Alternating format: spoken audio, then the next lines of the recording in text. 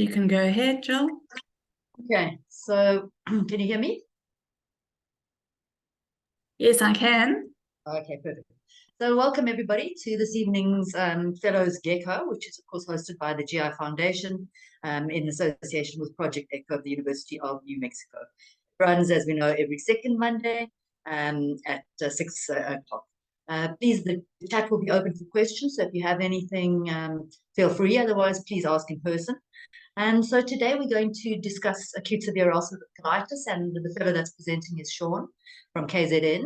And this is one of the most important topics in inflammatory bowel disease, so acute severe ulcerative colitis. So Shaun, if you want to start screen sharing, and then you can kick off with your presentation. Thanks, Bro.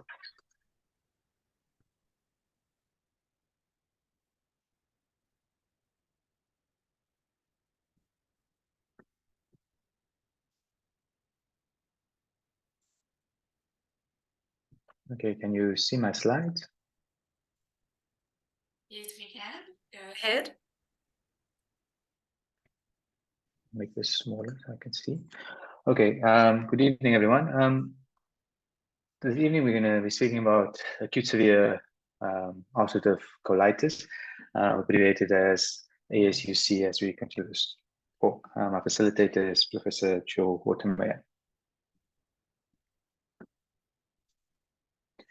So when we look at ulcerative colitis, this diagram just illustrates the description of colitis. So any patient that has a colitis, the colitis can either be a proctitis, in other words, the disease can be from the anal verge all the way up to the rectum. It can be left-sided, in other words, it's from the anal verge all the way up to the splenic flexure, or it can be classified as extensive from the anal verge all the way across to the right-hand side into the cecum. Now, all three of these phenotypes can present as both mild, moderate, and severe. Of these patients, the severe form will require about 1 in 4 patients will require some form of hospitalization, and with that carries a high degree of morbidity and mortality.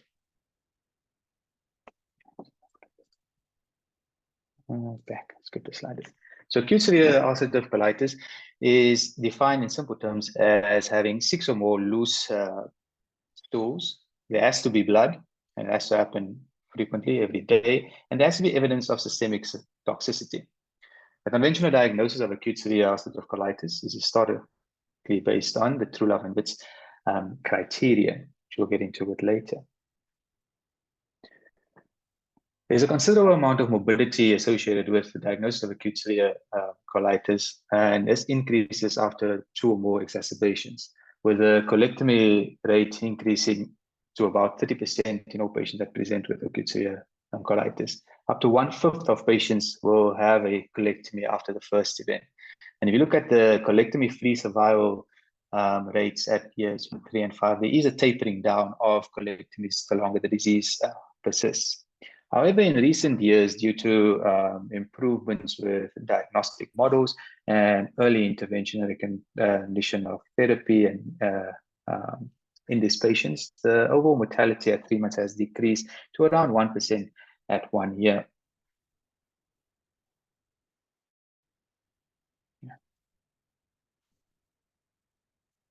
Once you consider diagnosis of acute severe ulcerative colitis, is an important differential that you should exclude. And this table sort of summarizes the most important causes into the various categories that of an infectious colitis, inflammatory, vascular colitis, and iatrogenic causes. Of the infectious colitides, the most important, the serious ones to consider, the whole of them are, is Clostridioides difficile infection, chronic amoebiasis infection, and then cytomegalo infection, but usually in immunocompromised patients. The inflammatory disease considered is Crohn's disease, sometimes very difficult to distinguish Crohn's from acute severe ulcerative colitis. And in SCAD, segmental colitis associated with diverticular disease can look indistinguishable from acute severe. Ischemic colitis is an important differential. And regarding the iatrogenic causes, it's important to get to rule out drugs, specifically non-steroidal inflammatory drugs. And then in patients that are on immune checkpoint inhibitors, these patients can also have an indistinguishable endoscopic feature from acute severe ulcerative colitis.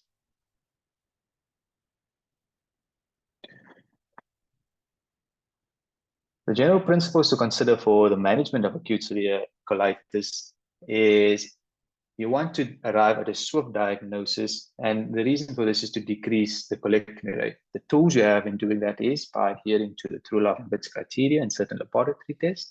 You want to identify triggering and worsening factors in the patient, and here a thorough history, including a drug history, as well as doing microbiological testing. You want to assess the endoscopic severity of the disease, and you want to assess for complications at presentation, such as abscess formations, cholestasia, and perforations. And your tools available to you there is the scoring system, such as the ulcerative colitis endoscopic severity index and the Mayo endoscopic severity index, but also cross imaging, such as plain film, abdominal X-ray, and cross-sectional CT abdomen. You want to reduce and mitigate the mortality, morbidity associated with surgery, and early referral for colectomy is sometimes the best choice in your patient as opposed to delayed. And here, daily evaluation and regular assessment of the patient is your tool, and recognizing early treatment failure as well as response to therapy, and when to initiate rescue therapies and when to know that you are up against it. Important to realize that you have to manage the venothromboembolic risk in these patients, and you need to optimize the nutritional status of this patient.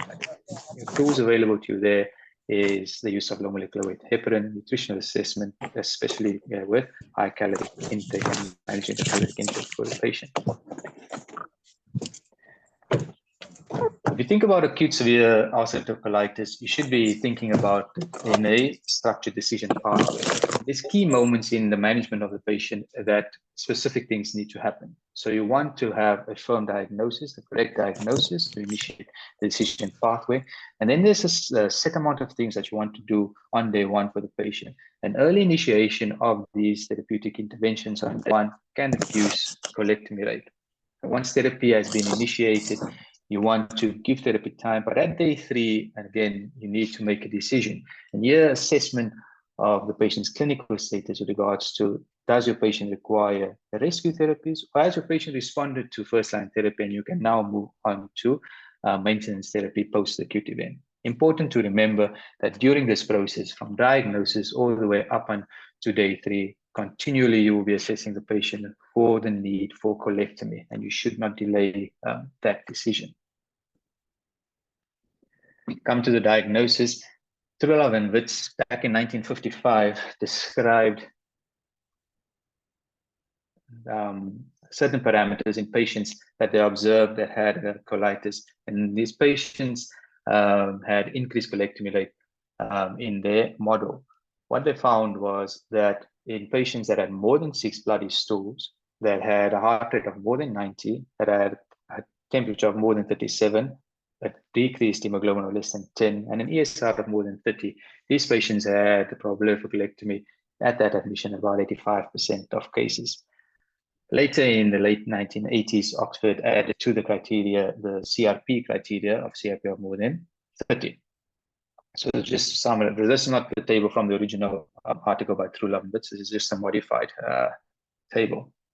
To summarize it, you need to have 6 bloody stools and only one of these other variables. So either tachycardia, pyrexia, hemoglobin of less than 10, or an elevated ESR or CRP. If you have any of those, you have acute severe ulcerative colitis, or we've made the diagnosis of it. Once a diagnosis has been made, day 1 checklist includes specific investigations that you're going to do on admission and initial management. So we look at your investigations. It's important to do stool cultures to look for common infective etiologies, specifically ruling out Clostridium viridis infection. You're going to do laboratory tests. Yes, you're going to look at your urine electrolytes, but more importantly, you want to know what your hemoglobin is. You want to know what your C-reactive protein is, and you want to know what the albumin is. You're going to plan for a flexi-sigmoidoscopy, usually within 24 hours. There's no urgency to rush the patient in for a scope. And the purpose of the flexi-sigmoidoscopy at that stage is to do immunohistochemistry for cytomegalovirus, and also to assess the severity of the disease. You want to do some form of imaging of the abdomen. Current recommendations say that you should do cross-sectional imaging as a CT abdomen, but abdominal X-ray is still a useful tool in assessing colonic dilatation. And in the modern era, you want to start with pre-therapeutic evaluation, TB screen, viral serology. So you want to prep your patient for the need should you require biological or rescue therapy. Your initial management then will be to start the patient off on intravenous steroids at a dose of between 0.8 milligrams to 1 milligram per kilogram. And you can continue this for up to 7 days. You start the patient on low molecular weight heparin, oxypattin at 40 milligrams daily. And depending on your patient's nutritional status, you should consider exclusive enteral nutrition. Antibiotics has no role in the management of initial management of acute severe ulcerative colitis, unless there's a specific clinical indication to use an antibiotic for that patient. And again, importantly, on day one, while you're doing all your investigations on admission, while you're initiating therapy, you should be thinking about surgery. Is my patient at risk for, or does my patient require colectomy at this point in time? Something happened here.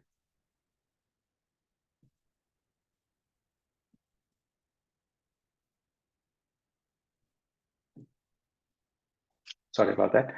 So this is images of an erect abdominal X-ray obtained on a patient. We can see the image on the right just showing islands of thumb printing, which can be seen in an erect X-ray of some of the acute severe ulcerative colitis. The image to the right, though, is a patient that's showing dilatation of the transverse colon with loss of ulcer patterns. But you can also see further information, as you can see that there's lead piping that has occurred in the sigmoid colon. And this can then be better quantified with cross-sectional imaging such as CT abdomen. And here you have CT images. Again, this is measuring at about 6.8 centimeters, but our cutoff is usually around 5 centimeters at the transverse colon, showing dilatation, colonic dilatation in this patient in both the coronal and sagittal views.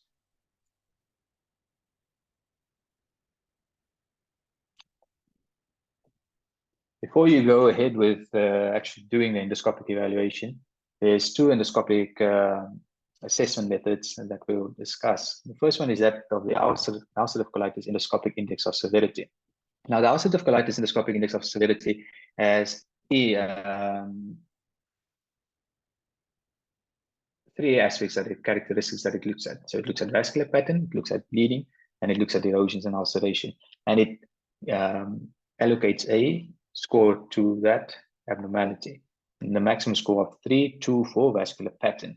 And you can get a total score of, can be quite high, more than 13, but a score of more than 7 usually indicates severity. The important part here is you're looking at bleeding and the presence of erosion and ulceration for the patient.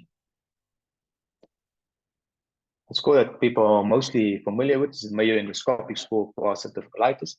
And this pictograph that we're looking at over here, if you look at the images A, B, and C, which is termed the Mayo North colitis, you can see that there's normal vascular pattern, and there's some areas of inactivity that you can see in image C. And you go to what is deemed the Mayo 1 colitis in images D, E, and F.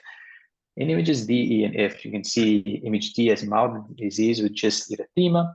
There's decreased vascular pattern that is observed in image E, and there's erosions that you can see in image F. In image 2, you can see G, H, and I, Mayo colitis 2, where there's complete loss of the vascular pattern, and there's also erosions that are present. And then image J in is the presence of deep, J and K is the presence of deep ulcers or serious ulcerations, and L is spontaneous bleeding. So any of those spontaneous bleeding, deep ulcers turns that into Mayo 3 colitis. It's important to remember what you're looking for when you're going to go do your sigmoidoscopy. So two scores, both looking at similar characteristics, but how do they compare to each other? So this table just compares the two scoring systems, and you can see that the Mayo endoscopic score has 4 discrete classes, whereas the USI is a continuous assessment. Mayo score assesses both hyperemia and bleeding, whereas vasculature and bleeding is assessed in the USI, which is fairly similar. The Mayo endoscopic score ranges from 0 to 3, which is easier to remember. Whereas you have to remember when you use USI, you have to allocate a numerical value to each of those 3 categories and then add it up. there's a clear defined mucosal healing score with regard to the Mayo endoscopic score. So 0 to 1 is regarded as mucosal healing, whereas the USIs don't really have a specified total number. Severity of disease is defined as disease of Mayo score of more than 3, or 3 is a severe disease, and USIs as a cumulative score of more than 7 would indicate severe disease. When it comes to the use in clinical practice and both trials, Mayo endoscopic score is more widely used. It's been used in clinical trials more frequently, though the use size is being used more and more with newer studies that are being produced. The issue with the Mayo endoscopic score is, yes, it is simple and diffuse, but it's quite subjective, and there's no perfect agreement. As you can see, the features of a Mayo 1 colitis is very subtle and might often be missed. But the use size is a bit more complex, but it's quite objective, and it does have a prognostic value. So before you go ahead to do your flexible sigmoidoscopy, it's important to remember some practical tips before you just go in there and scope the individual. Use the smallest diameter scope that you have available. Don't be afraid to use the gastroscope.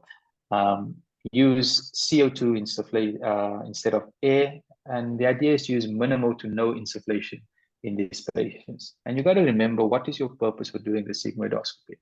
You want to assess the severity of the disease, and you want to get tissue for CNV immunohistochemistry.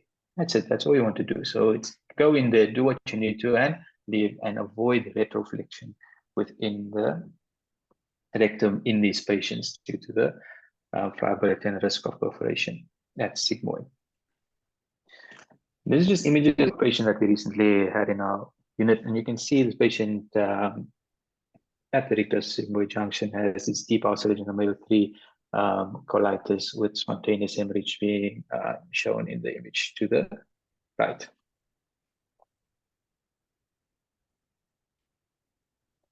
So you've assessed the patient on day 1. What do you do now? So over time, there's been a modified Trulove-Witz criteria, and Leitiger in 1990 came up with another score. It was assessing the variables, and you were assessing the patient's diarrhea, checking if there was nocturnal diarrhea, seeing if there was withdrawal blood, seeing if the abdominal pain improved in the patient, what was the patient's general well-being. You can ignore the last, the need for the antidiarrheals in this slide. But what they found with this continuous assessment, so it was simple, it was easy to adopt, and in the patient where the diarrhea and number of stools were decreasing over time, it was reassuring the patient was responding to your initial therapies. Where the patient's symptoms were not improving, that was an early marker that you should intervene and up-escalate therapy or consider your patient for colectomy. So it's a simple score, it's useful, and it's easy to remember. So what about first-line therapy? So current first-line therapy is intravenous steroid therapy, and the recommendation from the ECHO guidelines is start with a dose of 0.8 milligrams to 1 milligram per kg, and you can continue for up to 5 to 7 days depending on your clinical response. An original study by Trulove-Witz, it showed the patients that they started on steroids compared to placebo, there was a remission rate achieved in about 41% of patients as compared to placebo, and the mortality was about 7% compared to the placebo arm. In 2007, Turner and his colleagues did a meta-analysis on the use of IV steroids and the initial management of acute severe colitis, and 67% of the patients in the shorter term had some form of steroid response. A recent randomized controlled trial by Ben Horan included 146 patients, and was published in 2022 in Clinical Gastro, and they found that the addition of a 5-amino salicylic acid to corticosteroids in the treatment of acute severe UC added no additional benefit to whether or not the patient would respond to therapy at day 3, or if there was a reduction in colectomy rate. What about thromboprophylaxis and nutrition? Inflammatory bowel disease is an established risk factor for venous thromboembolism, and the in-hospital mortality is about 2.5 times greater in a patient with admitted with inflammatory bowel release flare as opposed to any other condition. The current recommendation is to start low molecular weight heparin on day 1 and to continue it through. When you look at nutrition, there's a few issues with regards to nutrition and the best mode for enteral nutrition for the patient. So the original studies back in 1960 on McIntyre showed that there was no difference whether the patient was NPO, if the patient was an IV parenteral feeds, or if the patient was on an oral diet with regards to outcomes for reduction in colectomy rate. Later on in 93, a study by Gonzalez found that there was no difference in the colectomy rates in patients that had exclusive enteral feeds versus those that received TPN or total parenteral feeding. A more recent randomized clinical trial by Shaun and her colleagues found that 62 patients that were randomized with acute severe ulcerative colitis, they combined semi-alimental nutrition with IV corticosteroids. And there was this absolute reduction in the amount of patients that achieved steroid failure. In other words, 17% of patients that had the combination of semi-alimental enteral nutrition with IV steroids responded to steroids, whereas there was a 43% steroid failure rate, suggesting that early enteral nutrition is of benefit for patients and should be considered as early on in the therapy on day 1. So that was day 1. What happens on day 3? So the patient is doing okay. You've checked the patient every day. Day 3 checklist, what are we going to do? Here we want to see, did your patient respond to steroid therapy? And is there a need for rescue therapy? And the commonest used criteria, objective criteria that was used is that by Travis, also known as the Oxford criteria. And it looked at just 2 things. It looked at stool frequency, and it looked at stool frequency with CRP. So if your patient had more than 8 bloody stools per day at day 3, or you had more than 3 stools at day 3, but your CRP was more than 45, you had an 85% likelihood of undergoing a colectomy during that current admission. And the Oxford criteria is not the only prognostic score that's available to predict steroid failures, and there are others that are available. If you look at in this table summarizes the other prognostic scores to predict steroid failures in your patient. And I'm going to go over Oxford again, but Lingard and his colleagues, they looked at different variables. So they looked at temperature, persistence of bloody stools, number of bowel movements, elevated CRP on day 3, and then they calculated the stool score. They used the stool frequency per day, added a constant of 0.4 and multiplied it by the CRP. And the total sum of that, if the score was more than 8, your colectomy rate was about 72%.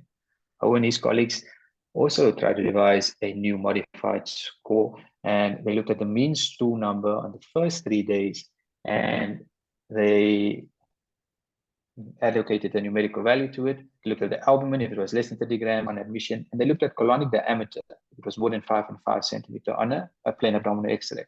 And once you calculated, added up all the numbers, if the score was more than 4, then that patient had an 85% steroid failure rate. Gibson tried to use a more simplified score where they looked at the CRP to albumin ratio on day 3, as well as 3 if the patient had 3 or more stools per day. And the relative risk was calculated to being at 3.9 for steroid failure rate in those patients. Adams is included the endoscopic severity on admission into their scoring system, and the endoscopic score was more than 4, and here they used the USI score for more than 4 or 7 on admission. The steroid failure rate was about 84% if the total score was more than 3. So what you can see with table is the other scoring systems, they are available, but they are a bit technical and they might be some cumbersome to do. That's most units still for using the Oxford score, because it just uses 2 variables. And the overall outcome with regards to steroid failure rate, you can see that it's in that same range of around 85% irrespective of what the scores are. But they are available to use, and some of them are available in automated calculators. So let's talk about the patient that has responded to steroids. So the patient has stool count has reduced to less than 3 per day and the CRP is less than 45. Where do we go to from there? A multi-center retrospective study done in Italy on all patients who were immunomodulator naive as well as anti-TNF naive. They found that there was no difference in the outcome between the use of whether the patient would transition to 5-aminosalicylic acids, an immunomodulator, or an anti-TNF at 18 months regarding the colectomy rate. And based on that information and other previous observational case studies, the best maintenance strategy in patients that has responded to IV steroid therapy in acute severe colitis is not established. And the suggestion is there that you start with 5 ASAs and you sequentially increase therapy, but that might change. What about your patient that did not respond? So the first thing to consider about the patient that did not respond is, does my patient have a CMV infection? And what are the indications for therapy? And the American Gastro Association, the British Society of Gastroenterology, and the ECHO guidelines, I sort of summarized the recommendations in this table. So if your patient is refractory to steroid therapy in ulcerative colitis, you should check the causal PCR for CMV. In those that have responded to your group that have responded to infliximab, cyclosporin, tacrolimus, and they test positive, you don't need to treat those patients. But in those that did not respond to your rescue therapy and they test positive, those are the individuals that you want to treat. And the current recommendation is that you start with ganciclovir 5 milligrams per kilogram twice daily for about 3 to 5 days, depending on clinical response. And you can then switch over to oral valganciclovir at 900 milligrams twice a day, and you can continue for up to 3 weeks. There's no need to initially stop immunosuppressive therapy in that patient unless there's symptoms of severe systemic, severe systemic symptoms. In other words, hepatitis has developed, or the patient's developing pneumonitis. In those patients, you would want to stop immunosuppressive therapy. But if there is none of that, then you can continue with your rescue therapies. Speaking about the rescue therapies, second line of salvage therapies, and these are for patients who have failed, have an unfavorable Oxford score on day 3. In other words, they have more than 8 stools on day 3, or they have more than 3 stools, a CRP of more than 45. This patient you should consider salvage therapy. And currently, the best evidence that is available is for the use of either calcineurin inhibitor, anti-TNF in the form of infliximab, or you should consider your patient for a colectomy.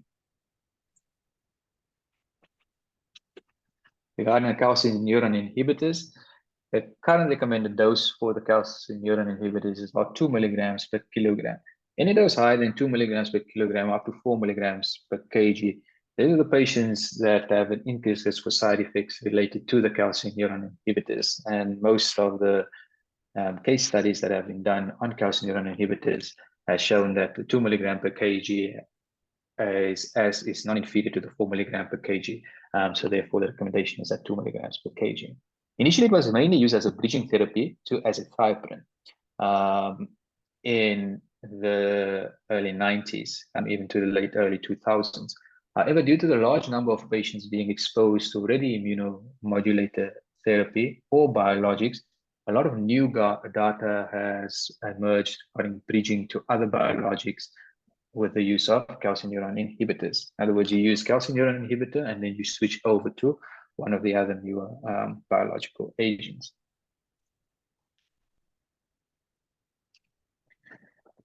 Another table, and this table it's just summarizing the efficacy of calcineurin inhibitors as a bridging therapy to biologics. And here we're looking at vedolizumab. So both Pellet and Oleg in their 2 studies was fairly similar studies. So they had patients that failed steroid therapy, required rescue therapy, and opted for rescue therapy with calcineurin inhibitor.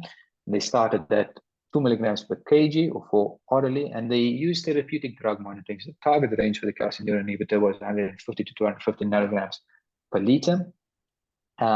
If they didn't use cyclosporin, they would use tacrolimus at a dose of between 0.05 to 0.1 milligram per liter, and therapeutic drug range that they were targeting was 10 to 15 nanograms per mole. The patients were then, once they responded to the calcineurin inhibitors, was then transitioned to vedolizumab, 300 milligrams at the week 0 to 6, and then every 8 weeks after response to the calcineurin inhibitor. It was an observational study. It included 39 patients, and 92% of the patients in that cohort was previously exposed to either an immunomodulator or a biologic. The colectomy-free rate was 28% in the first 11 months and 11% in the first 14 weeks, with an overall colectomy-free survival of about 68% at year 1. Oleg's group was slightly different. They used only intravenous cyclosporin, similar doses to the TAC, exactly the same therapeutic drug monitoring levels for the cyclosporin or the TAC, and exactly the same transition of vedolizumab as in Kellett's group. Difference here was that there's a larger patient pool of 71 patients, and about 84% of patients were previously exposed. And you can see that the colectomy-free survival was quite similar in Oleg's study. What about using cyclosporin as a bridge to ustekinumab? So another study by Tabar only used cyclosporin and didn't use tacrolimus. It was a small study, small prospective, uncontrolled at 17 patients. And again, there it was about 18% had a colectomy rate in 1 year, with 82% colectomy-free survival at 1 year. Vayad, though, another very, very small study, but it's the only one that used that transitioned calcineurin inhibitor to ustekinumab as opposed to vedolizumab. Only include 10 patients, but importantly, these patients were already previously exposed to an anti-TNF or to vedolizumab. And you can see that in the short-term follow-up, there was no colectomies at 6 months, and clinical remission and response was at 6 months. A very short follow-up for the study. But the dose of the ustekinumab that was used there was 6 milligrams per kg, then followed by 90 after an average 7-day period for either calcineurin inhibitor that was used. What about anti-TNFs itself? So infliximab in the index study that was published by Generati in 2005, there was 45 patients, and they assigned patients that had failed steroids to either placebo or to infliximab. And you can see that in the patients that were operated on, it was higher in the placebo group. In the infliximab group, the dose they used was 5 milligrams per kg. And you can look at the Kaplan-Meier regression curve over there, and you can see that the short-term colectomy rate was about 27% in the infliximab group and almost 70% in the placebo arm, suggesting that infliximab is a very good option for rescue therapy in these patients.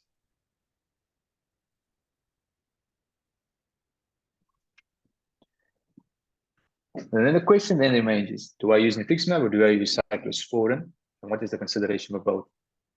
Cartoons that kind of the head-to-head studies that compared both infliximab or cyclosporin to each other as a rescue therapy in patients with acute severe colitis. So it's the ISIF study and the Construct study. And you can see they're fairly similar studies. They're both open label, randomized controlled trials. The SISIF study had 115 patients and Construct at 270. And the doses of both infliximab and cyclosporin were similar. The rate of treatment failure in the two groups were also quite similar. It was 31 in the infliximab arm in the SISIF study and 35 in the cyclosporin, whereas in the Construct, the treatment failure was 48% in the infliximab arm and 41 in the cyclosporin group. The colectomy-free survival at 1 year and 5 years were also quite similar. And the only difference between the two studies was that in both studies, the group that received cyclosporin had a higher relapse rate at 1 year. And by 5 years, at least 57 patients had received infliximab therapy.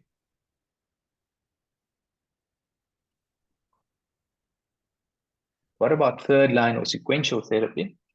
Regarding third line or sequential therapy, this is where things become a bit tricky because here you have to look at your risk-benefit ratio. There's mixed results from two respective studies, and with the overall colectomy rate at 1 year being about 38%. The problem that you have here is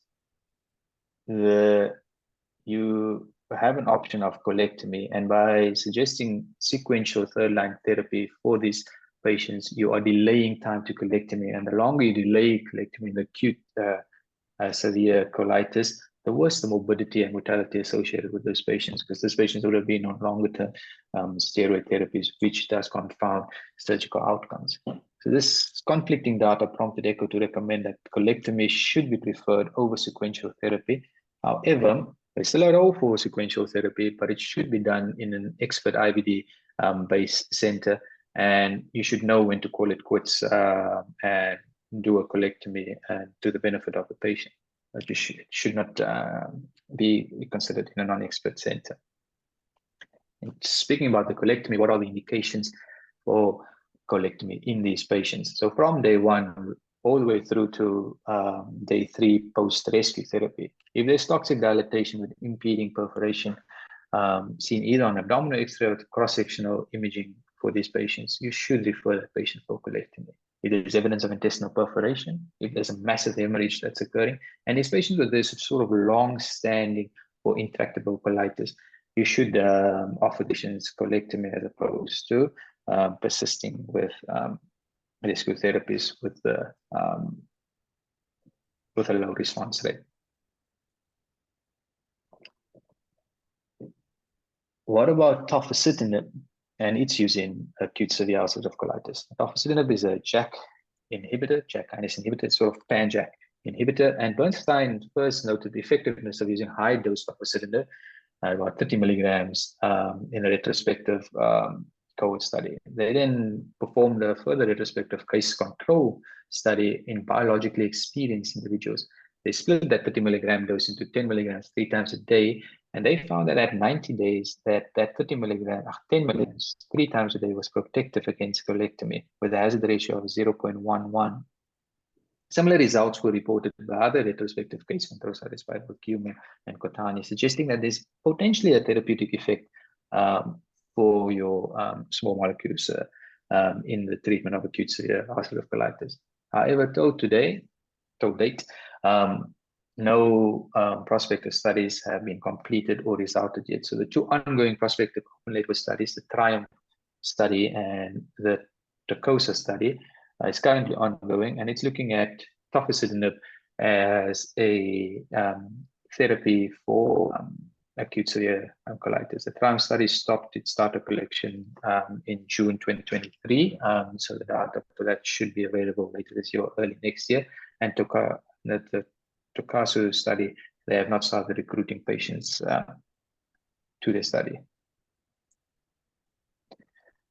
So this very busy slide is a visual abstract from UEG. It was published by Kalmanji recently, and it summarizes the management of acute severe ulcerative colitis in a very simple manner. And most of my talk has covered most of the things in this particular slide. Again, the general principles at admission: screening for infections, knowing when to do your endoscopic assessment, ensuring thrombo prophylaxis, considering enteral nutrition for the patients. And remember that there's no role for systemic antibiotics in the acute management of these patients. Always to remember to consider surgery as a viable treatment option for these patients. You can start your patient on IV corticosteroids. The dose preferred is 0.8 to 1 milligram per kg. Remembering to do daily continuous assessments of patients and to know when to call quits and consider surgery for the patient. Remember that you have to do further evaluation. So usually on day 3, you would assess your steroid response, and your second line therapy or rescue therapy should only be initiated in patients that are not responding. So if the patient responds to therapy, you follow the pathway of the patient that has responded to steroid therapy, and you would then introduce 5 ASAs and sort of up-escalate the patient to maximal therapy then. In the patient that don't respond, require rescue therapy. If a patient is anti-TNF naive, you can either use infliximab or cyclosporin, depending on your experience with either of the drug. In those that are anti-TNF exposed, you can then use cyclosporin as a bridging agent to transition these patients to either vedolizumab or ustekinumab. Good data for that. There seems to be a role for JAK, but there's no robust evidence to currently recommend that JAKs should be used in that setting. And again, surgery should always be considered. And then remember, if you're going to be thinking about sequential therapy, your two options is refer the patient to an expert IBD center or send the patient for colectomy. That is a viable treatment option for patients, and it does improve the quality of life in these patients. Just in conclusion, acute severe ulcerative colitis still represents the most severe expression of ulcerative colitis. It's a life-threatening condition, and it's associated with a mortality of about 1% per year if not treated appropriately. Early recognition and referral for colectomy should not be delayed, and there's a lot of scoring indices that are available that are useful in making clinical decisions. However, they should never delay clinical therapy. And all individuals involved in treating acute severe ulcerative colitis should familiarize themselves with endoscopic scoring systems to assess for severity. I'm going to leave it at that. Thank you for listening. Great. Thank you very much, Shaun. That was an absolutely outstanding presentation, and I think you've covered everything very, very well. So I don't see any questions on the chat, so I'm just going to give a couple of my thoughts around your presentation and things that possibly we could just reflect on. So the first is that acute severe ulcerative colitis, it invariably is in the patient who has more extensive disease rather than the patient who has more limited disease. You're not going to see it in a patient with proctitis. Okay, so it's generally only in the ones with more extensive disease. Just to mention two things about clinical presentation of these patients, okay? As my fellows know only too well because I go on and on about this, ulcerative colitis is not a disease of pain, okay? If they do get pain, it's a very, very mild pain, usually over the sigmoid colon. Severe pain is extremely concerning in a patient with acute severe ulcerative colitis. You need to think that the patient is either perforated or that they are in imminent danger of perforating. So severe pain, huge warning sign. The other clinical feature that also makes me extremely concerning is if the tachycardia persists. That for me is one of the most serious features. You have to remember that the moment you put corticosteroids into these patients with acute severe ulcerative colitis, you blunt their responses. So their abdomen is soft. You're not going to get a tender, severely guarding, etc. in a patient who's perforated. You can have a totally soft abdomen. Okay. Similarly, the temperature comes down because they're on steroids. So the only thing that doesn't go down is the tachycardia. So always take tachycardia very seriously in patients with acute severe ulcerative colitis. You mentioned the True Love and Witz criteria, and you said that it is the number of bloody stools a day together with any one of the other criteria. Just to mention, and obviously intuitively this makes sense, that the more criteria you have, obviously the more likely you are going to land up using your colon at the end of this mission. Okay. Another thing, also a clinical thing, and please don't forget to do this because it makes our colleagues very unhappy, is let your surgeon know that there's a case of acute severe ulcerative colitis in your ward. Let your stoma therapist know that there's acute severe UC in your ward, especially if this is a first-time presentation and this patient's going to land up having a colectomy, and it is an absolutely terrifying thing for a patient to have a stoma, as I said, especially if it's a first-time presentation, and then suddenly you lump with a stoma after a week. So if there's any possibility, the stoma therapist should come in early and give a little bit of advice, and the surgeons, just so the patient's on board if this does come. Invariably, in my experience, that decision to do the colectomy is on a Friday afternoon, and the surgeons are very unhappy when they're called in, and this is the very first time they've in fact heard about this patient. Okay, just a couple of other things. You mentioned the Mayo endoscopic score and the ulcerative colitis endoscopic index of severity.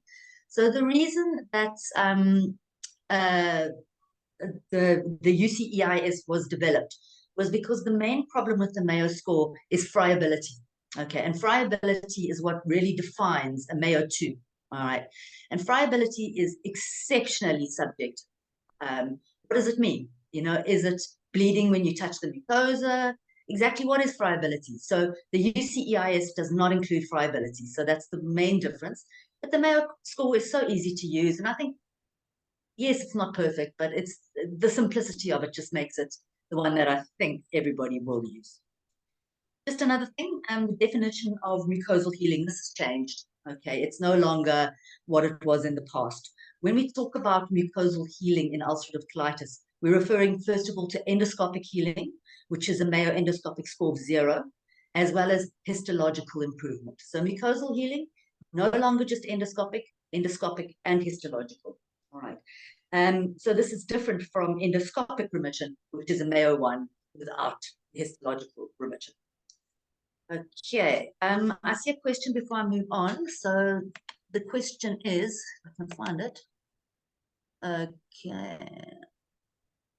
Any role of antibiotics in patients who present with fulminous colitis or toxic megacolon? Okay, so I'll answer that first. No, but in reality, we always do it because I think there's that fear that you might be missing an infection. And there's also the chance that these patients are translocating across this incredibly damaged, inflamed wall. So we're all guilty of doing it, even though it's not particularly evidence-based. But I think if a patient's really systemically toxic, I'm all for it, to be honest. The second was, does bowel rest affect disease activity, or is it just reduce disease volume? It does not change anything at all. Shaun alluded to the fact that parenteral nutrition has no role whatsoever to play here, and keeping patients nil per mouth. The only time I would recommend that a patient is kept nil per mouth is if they've got a toxic megacolon and you're waiting to see if surgery is imminent. Okay. That's the one question I can see there.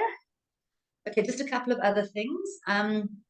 So when you, and Shaun also alluded to this, when you are looking at a patient you've admitted with acute severe ulcerative colitis, 5-amino salicylates do not do anything in the acute stages of the severe attack.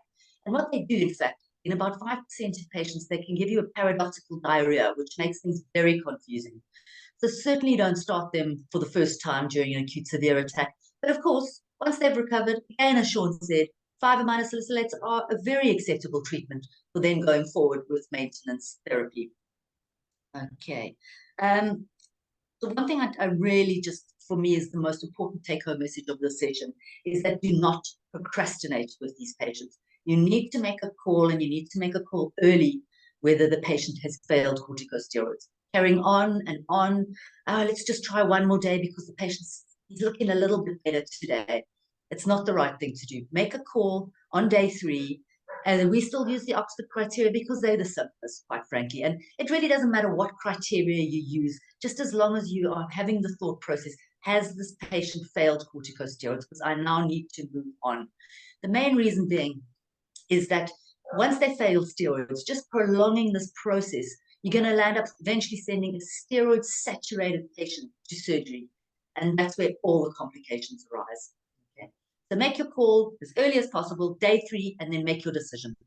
Infliximab, cyclosporin, or if you have tofacitinib, which I doubt anybody has, high-dose tofacitinib, even though, as we said, it is not yet backed up by randomized controlled trials. Differential therapy, it's an issue. I personally don't recommend it, and I've never done it. The reason being is that we use infliximab as our first-line rescue therapy, and it has a very long half-life. So if you then use cyclosporin after infliximab, you're going to have both of these drugs on board in very high doses. And that is certainly associated, particularly with the risks of infection and a high morbidity and mortality. All right, so then the other thing with anti-TNFs is that in the setting of acute severe ulcerative colitis, they're proteins, so they leak out through the very damaged colonic wall. So you often can get very subtherapeutic levels. So what one may want to consider, ideally, if you have point of care therapeutic drug monitoring, that's great because you can see, do you need to increase the dose or is it therapeutic? But we don't have that available here to us. It is available in some centers in the West. So what we generally do is we will load with 5 milligrams per kilogram. And if the patient doesn't have a complete response within 24 hours, we will then give another dose of 5 milligrams per kilogram. The other alternative, which is very expensive, is just to go straight in there with 10 milligrams per kilogram, because as I said, the complication of using infliximab is that it leaks through the colonic wall. Yeah, and just the final point I wanted to make was just touching on the 1% mortality that you mentioned. So that is in this day and age with every single therapeutic option. In the original trial by Tulab and Vitson, I don't want to get this wrong, but the mortality without corticosteroids was in excess of 50%. So this condition, if it's not treated, if it's missed, has got an extremely high mortality rate. Okay, so there's another question in the chat, which I'm just going to answer. I can see it.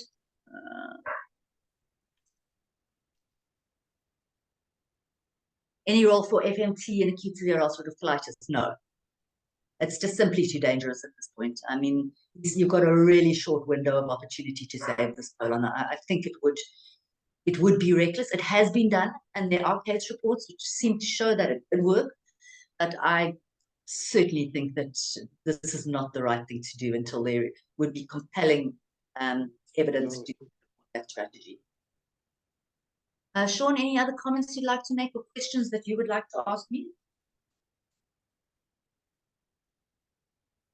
Are you on mute? No, Prof. That's fine. It was about 60% in the original study, the colectomy rate. What's that, sorry?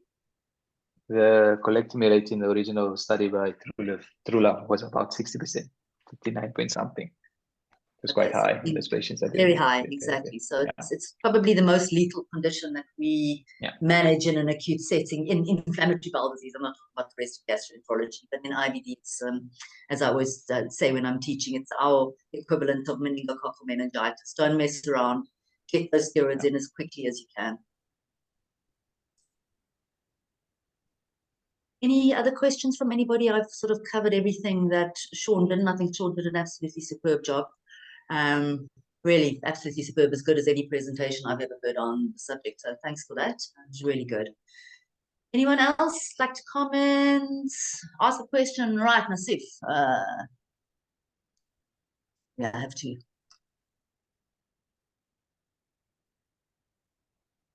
Sorry, I'm just going to get this. Okay, please comment further on patients that are exposed to anti-TNFs requiring rescue therapy. In our setting, what should we practically do? Cyclosporin. Okay, so let me just get this right. You're asking about those patients who are on an anti-TNF and now present with an acute severe ulcerative colitis. Is that what you're asking? Okay, I'm going to assume that's what you're asking. All right, so in that setting, ideally one would like to have therapeutic drug monitoring because as I said, the stuff just leaks through the bowel. Okay, what I would do personally, as I said, you know, the anti-TNFs have a long half-life. I wouldn't abandon anti-TNF at that point. I would go in with a double dose, 10 milligrams per kilogram, see if that settles things down. If that doesn't, sure, you can consider cyclosporin. As you will know from our unit, we're not very keen on cyclosporin. It's got lots of side effects. You cannot use it if the patient has a low cholesterol because it causes seizures. You've got to watch hypertension. You've got to watch renal dysfunction. It causes chaos with electrolytes like magnesium, and you have to do trough levels. It's a tricky thing. It's also, unless you've got something to bridge to, like vedolizumab, oral cyclosporin doesn't work. So you can't bridge to oral cyclosporin. You can only bridge to a fibromyalgia, what am I talking about? A thiopurine. And so that's not always ideal in somebody who's failed thiopurine. So my advice, if that's making any sense, wouldn't give up on anti-TNFs. I'd work in a higher dose, see how things go, and then consider cyclosporin. Does that answer your question? Anybody else?